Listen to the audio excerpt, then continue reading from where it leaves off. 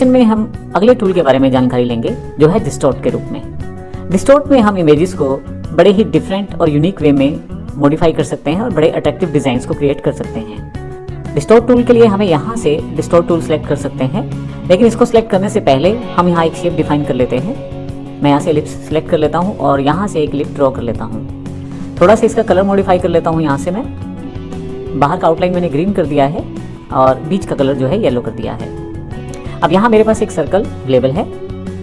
यहाँ से मैं डिस्टॉर्ट टूल को सिलेक्ट कर लेता हूँ। जैसे ही डिस्टॉर्ट टूल को सिलेक्ट करता हूँ आप देखेंगे कि मेरे पास यहाँ एक टूल बार अलग से अवेलेबल हो गई है जिसमें काफ़ी सारी प्रॉपर्टीज़ हैं इस पर्टिकुलर डिस्टॉर्ट फंक्शंस के साथ। यहाँ सबसे पहले प्रीसेट्स को देखते हैं। यदि मैं पुल कॉर्नर्स करूँ तो आप देखेंगे एक डिफरेंट टाइप का यूनिक इमेज क्रिएट हो जाएगा प्रीसेट्स में। पुश कॉर्नर्स करूँ तो अलग तरह का इमेज है। ट्विस्टर का प्रयोग करूँ और इस हैंडल का प्रयोग करूँ तो आप देखेंगे अलग तरह से इमेज मॉडिफाई हुई है। ट्विस्टिंग इमेज एक मेरे पास बन गई है। मैं कंट्रोल Z कर देता हूँ। आपके पास ये स्लाइडर है जिसमें आप स्लाइड करते हुए आसानी से ट्विस्ट फंक्शंस को डिस्प्ले कर सकते हैं। बीच के स्लाइडर से आप बता सकते हैं कि किस तरफ आपको ट्विस्टर चाहिए। जिस तरह आपको ट्विस्टर चाहिए उस तरफ आप ट्विस्टर डिफाइन कर सकते हैं। थोड़ा दूर ले जाने पे आप इसके बीच का स्पेस भी बढ़ा सकते हैं। मैं यहाँ भी इसे कंट्रोल Z कर देता हूँ और फिर से वापस अपनी सर्कुलर शेप में आ जाता हूँ।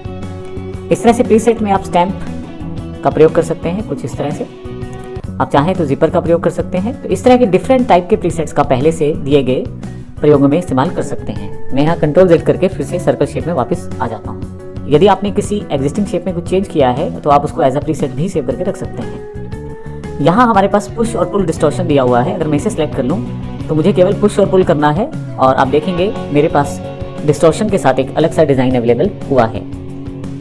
उसके साथ मेरे पास यहाँ पे जिपर डिस्टॉर्शन है। जिपर डिस्टॉर्शन पे मैं अंदर की तरफ से अगर खींचना शुरू करूँ तो आप देखेंगे अलग तरह का जिपर डिस्टॉर्शन मेरे पास अवेलेबल हुआ है। और इस जिपर डिस्टॉर्शन में आप नंबर ऑफ स्टेप्स यहाँ से जिपर फ्रीक्वेंसी के साथ बता सकते हैं। जिपर फ्रीक्वेंसी जितनी ज़्यादा होगी आप देखेंगे उतने उसके एजेस आपके पास यहाँ पे क्रिएट किए जा रहे हैं। मैं यहाँ से कंट्रोल Z करके फिर से वापस नॉर्मल सर्कल में आ जाता हूँ।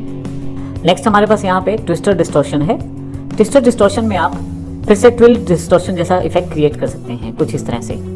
फर्दरली इस ग्रिप से आप आसानी से बाकी चीज़ें मॉडिफाई कर सकते हैं, जैसे बीच का स्पेस कम ज़्यादा कर सकते हैं।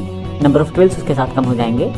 आपके पास यहाँ पे क्लॉकवाइज और एंटी क्लॉकवाइज ऑप्शन दिए गए हैं। रोटेशन के लिए आप कंप्लीट रोटेशन सेट कर सकते हैं। उसके साथ आप यहाँ से एडिशनल डिग्रीज प्रोवाइड कर सकते हैं, कितने डिग्री पे आपके पास ये आप डिस्टॉर्शन चाहते हैं। नया डिस्टॉर्शन ऐड करने के लिए यदि आपके पास कोई इमेज पहले से ड्रॉन है तो आप इस पर अगर डिस्टॉर्शन देना चाहते हैं तो मैं यहाँ से डिस्टॉर्शन सेलेक्ट कर लेता हूँ, कॉपी डिस्टॉर्शन प्रॉपर्टीज और यहाँ क्लिक कर देता हूँ। तो आप देखेंगे वैसा ही डिस्टॉर्शन प्रॉपर्टीज यहाँ पे अप्लाई हो गई हैं। तो इस तरह से मैं डिस्टॉर्शन में प्रयोग कर सकता हूँ इन सब चीज़ों को। डबल क्लिक करते ही डिस्टॉर्शन टूलबार मेरे पास सामने आ जाएगी। मैं चाहूँ तो यहाँ से डिस्टॉर्शन को क्लियर डिस्टॉर्शन के साथ हटा भी सकता हूँ। केवल मुझे क्लिक करना है, मेरे पास जो इनिशियल इमेज थी वो वापस आ जाएगी। इस तरह से क्लिक करके केवल मुझे यहाँ क्लियर डिस्टॉर्शन करना है। एक डिस्टॉर्ट किए गई शेप को आप फिर से कर्व्स में कन्वर्ट करके मॉडिफाई कर सकते हैं शेप टूल के द्वारा। इसके लिए कन्वर्ट टू कर्व करें और यहाँ शेप टूल पे जाएं और बेसिक मॉडिफिकेशन आप यहाँ से कर सकते हैं। जो बेसिक मॉडिफिकेशन आप चाहते हैं इसमें आसानी से आप पर्टिकुलर डिस्टॉर्टेड इमेज में कर सकते हैं। तो इस तरह से हमने देखा कि किस प्रकार हम डिस्टॉर्ट टूल का प्रयोग डिफरेंट टाइप की इमेजेस क्रिएट करने में कर सकते हैं, शेप्स क्रिएट करने में कर सकते हैं। इस तरह से आप कॉम्प्लिकेटेड डिज़ाइंस को आसानी से क्रिएट कर सकते हैं।